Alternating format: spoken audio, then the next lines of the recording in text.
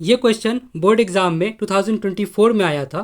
तो एक बार क्वेश्चन को पढ़ते हैं। ये कह रहा है कि on a throw of a die, इस डाई को अगर थ्रो किया जाए, if getting 6 is considered as success then probability of losing the game is. तो मान लो कि मेरे दोस्त ने मुझसे कहा कि मैं डाई फेंकूं और उस पर अगर 6 आ जाए तो मैं जीत जाऊंगा।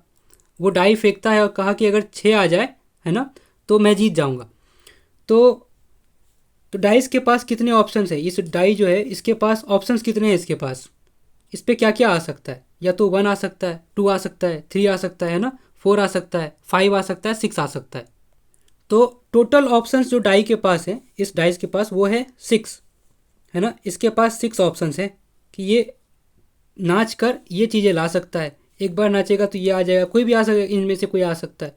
लेकिन मैं क्या चाहता हूँ, मेरा मन क्या चाहता है कि 6 आ जाए, तभी तो मैं जीतूंगा, है ना। मान लो पैसे लगे हैं मेरे कि 6 आने पर मुझे बहुत सारा पैसा मिलेगा, तो मैं तो चाहूँगा कि 6 आ जाए।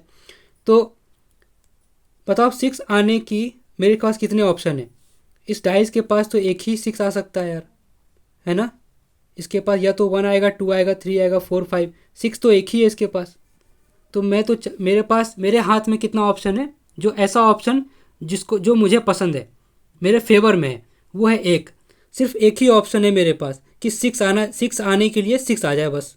और तो कुछ आने से रहा, है ना। तो सिर्फ एक ही ऑप्शन है मेरे पास, तो ये 1/6, यानी कि मेरे जीतने की प्रोबेबिलिटी है 1/6।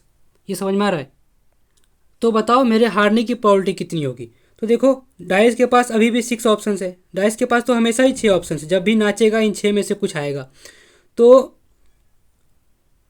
तुम हारने के लिए, किसी को मुझे हराना है, मान लो कोई दूसरा लड़का है जो मुझे हराना चाहता है, तो उसके पास कितने ऑप्शन है, उसके पसंद के कितने ऑप्शन है? क्या ये वाला ऑप्शन उसको पसंद होगा? नहीं, ये तो मेरे फेवर में है ना। वो तो ये इसको कभी पसंद नहीं करेगा, वो तो चाहता ही नहीं कि 6 आए, क्योंकि 6 आते ही मैं जीत गया। तो वो तो चाहेगा कि इन पाँचों में से कोई भी आ जाए, बस 6 ना आए। मतलब इन पाँचों में से कुछ भी आ जाए, ये हार जाएगा। तो 1, 2, 3, 4, 5, तो उस लड़के के पास, जो भी मुझे पसंद नहीं करता, उसके पास कितने ऑप्शन है? 5। तो ये मेरे हारने की प्रोबेबिलिटी हो गई। वही क्वेश्चन में बोला है कि डाई फेंकने पर 6 इज कंसिडर्ड एज सक्सेस। अगर 6 आने को सक्सेस मानते हो, तो लूजिंग द गेम की प्रोबेबिलिटी क्या होगी? गेम हारने की प्रोबेबिलिटी होगी 5/6। अब बहुत लोग समझ चुके होंगे। देखो, ये इतना मेहनत करने की जरूरत भी नहीं थी। ऐसे भी कर सकते हो कि जो टोटल प्रोबेबिलिटी होता है ना, वो जीरो से 1 के बीच में होता है। प्रोबेबिलिटी हमेशा या तो 0 आएगा, या तो 1 आएगा, या इसके बीच में रहेगा, है ना। इसके बीच में रहेगा, इससे बाहर नहीं जा सकता, है ना। मान लो मैंने 7 चुना, तो मेरी जीतने की प्रोबेबिलिटी क्या है? 0। 7 इस पर कभी आएगा ही नहीं। ठीक है। तो या तो 0 होगा, अगर मान लो मैंने 6 में से सारे नंबर चुन लिए, कोई भी आ जाए मैं जीत गया, तो मेरी प्रोबेबिलिटी 1 हो जाएगी। तो ये तो 0 हो सकता है, या 1 हो सकता है, या इसके बीच में रहोगे, इससे बाहर कभी नहीं जाओगे, ये ध्यान रखना। ये भी पूछते हैं एग्जाम में। तो टोटल प्रोबेबिलिटी तो 1 है हमेशा ही। टोटल प्रोबेबिलिटी कितनी है? 1। किसी भी इवेंट का प्रोबेबिलिटी टोटल कितना होता है? 1। कि मैंने टोटल ऑप्शंस डाइस के पास 6 हैं, और मैंने सब चुन लिया कि कोई भी आ जाए मैं जीत जाऊँ, तो 6 ऑप्शंस हैं मेरे पास। 1, 2, 4, 3, 4, 5, 6, कुछ भी आ जाए, तो प्रोबेबिलिटी कितनी आ गई? 1। तो टोटल प्रोबेबिलिटी तो 1 होती है हमेशा किसी भी इवेंट की।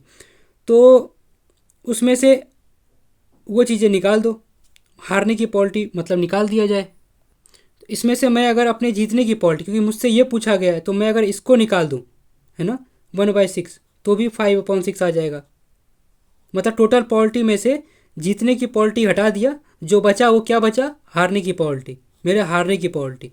ठीक है, ऐसे भी समझ सकते हो। तो इसमें से ऑप्शन डी करेक्ट है ना, ऑप्शन डी 5/6।